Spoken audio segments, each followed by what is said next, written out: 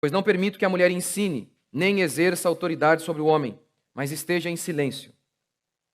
Gente, há aqui uma construção gramatical complexa. Ele inverteu a sintaxe. Há palavras difíceis aqui. Gente, qual a dificuldade de entender um texto tão simples quanto este? A não ser que fomos doutrinados. A não ser que fomos enganados por décadas. E não para aqui. 1 Coríntios 14:34. Conservem-se as mulheres caladas nas igrejas, porque não lhes é permitido falar, mas estejam submissas como também a lei o determina. Se, porém, querem aprender alguma coisa, interroguem em casa seu próprio marido, porque a mulher é vergonhoso falar na igreja. Gente, ou a Bíblia está errada, Paulo é machista, e a gente tem que se rasgar o que Paulo falou, porque não rasgar todo o restante.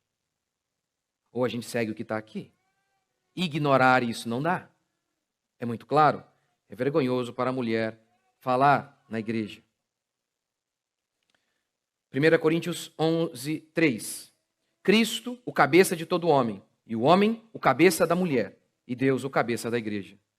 Mas quando há uma pastora, essa pastora está sendo cabeça, inclusive, de seu próprio marido, o que é uma aberração. Aberração.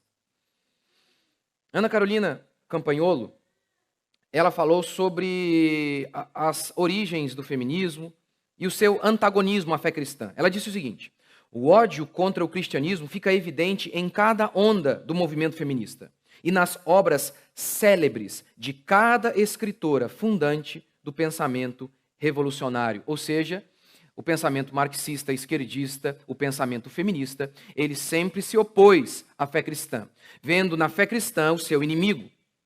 Mas é impressionante que aquele que um dia foi o nosso inimigo, hoje senta e come a nossa mesa. É impressionante que, mesmo essas feministas tendo se manifestado sempre contrárias à fé cristã, e que era fundamental combater a fé cristã para implantar o socialismo e as doutrinas feministas, é impressionante que hoje essas ideias estejam encalacradas, inseridas, fixadas em inúmeras igrejas que se declaram cristãs. Suzanne Wencker resumiu assim as doutrinas feministas. Primeiro, há uma opressão masculina. Os homens oprimem as mulheres. Isso é histórico, dizem as feministas. Essa é a primeira doutrina que resume bem a tônica do movimento feminista. E a segunda, os homens e mulheres não são diferentes. São iguais, exceto por suas partes íntimas.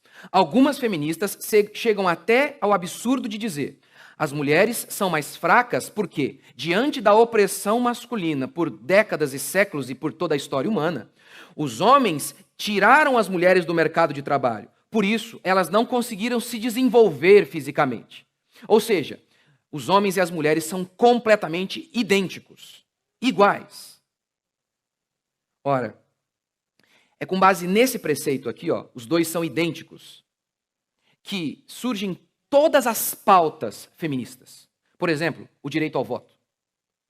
Eu não devia gastar tempo com isso, mas vou ter que gastar, né? Porque senão você acha que o direito ao voto, né, as mulheres pedindo o direito ao voto, foi porque antes elas eram oprimidas. Não, não eram.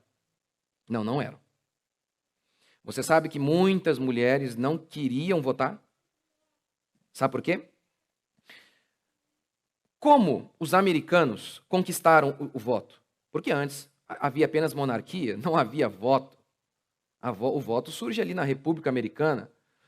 Como os americanos conquistaram o direito ao voto?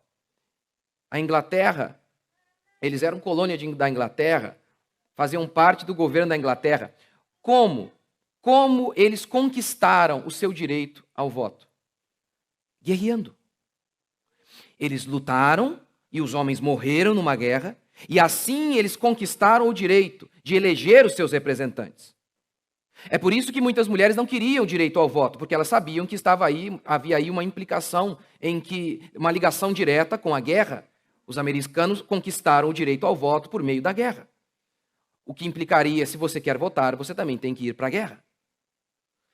Mas, por que elas queriam voto? Somos idênticos. O direito de usar calça jeans, que desgraça. Não é? Você sabe, já viu as fotos antigamente? As mulheres usavam vestidos. Mas elas acham que é uma conquista usar calça. Por quê? Ora, por que os homens usavam calça? E a mulher usavam aquelas roupas belas? Por uma questão muito prática, os homens estavam mais focados e o trabalho era um atributo deles.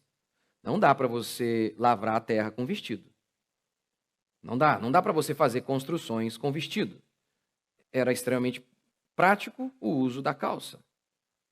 E note isso, eu tenho filho e tenho filhas. Quando você vai vestir um menino, como é? É normal. Põe a calça, acabou. Uma menina é um evento. As mulheres são um evento, mas não. Elas decidiram também se tornar medíocres como nós. Olha a minha roupa, gente, é todo dia quase a mesma coisa. Quase a mesma coisa mesmo, porque eu só tenho 2, 3 calças, né? Agora veja as mulheres, é um evento. Mas não, elas queriam igualdade, porque elas dizem que elas eram iguais. Ninguém nega, a fé cristã não nega que os dois são iguais em valor, mas são diferentes em funções, em aptidões e talentos. Mas lembre-se do que Suzanne Venker disse. Esse é um dos preceitos da doutrina e ideologia feminista. Os dois são iguais, idênticos. Por isso elas queriam voto, por isso elas queriam usar calça jeans, por isso elas quiseram ir para o mercado de trabalho. Como Betty Friedan, em seu livro A Mística Feminina, escrito em 1963, dizia: por que nós não podemos ir também para o mercado de trabalho? Por isso, com base também na ideia de que elas eram iguais, idênticas, elas afirmaram: por que também não podemos transar como os homens transam? Por que não podemos ser pervertidos como eles são? E aí, eu estou partindo aqui da premissa feminista, de que todos os homens são malignos e mais pervertidos que as mulheres. E você é acostumado a ouvir isso. Mas, gente, se esse homem é pervertido e ele sai com várias mulheres, ele tem que ter mulheres para ele sair com elas. A não ser que ele saísse com um boneco de plástico, aí sim a gente podia afirmar que ele é mais pervertido do que as mulheres. Mas se as mulheres aceitam dormir com eles, é porque elas também são pervertidas, tanto quanto eles. Isso é fato. Mas ok, vamos partir da perspectiva de que o homem tinha um direito diferente, que era a liberdade sexual. A revolução sexual desencadeada na década de 60, capitaneada principalmente pelas feministas, diziam isso. Por que não podemos fazer como eles? Por que não podemos mascar tabaco? Por que não podemos fumar como eles fumam? Somos iguais. E hoje também. Por que a Marta não pode ganhar como o Neymar? Está vendo? Várias e várias pautas feministas se assentam na ideia de que os dois são idênticos, em dons e aptidões. E é também com base nessa perspectiva que cristãs disseram: é verdade. Por que também não pode haver pastor? Porque, como vou defender aqui, até 1850 não havia uma pastora sequer em todo o mundo. Será que é coincidência? Basta surgir a primeira onda feminista no século XIX e então começam a surgir pastoras. Coincidência? Creio que não. Creio que não.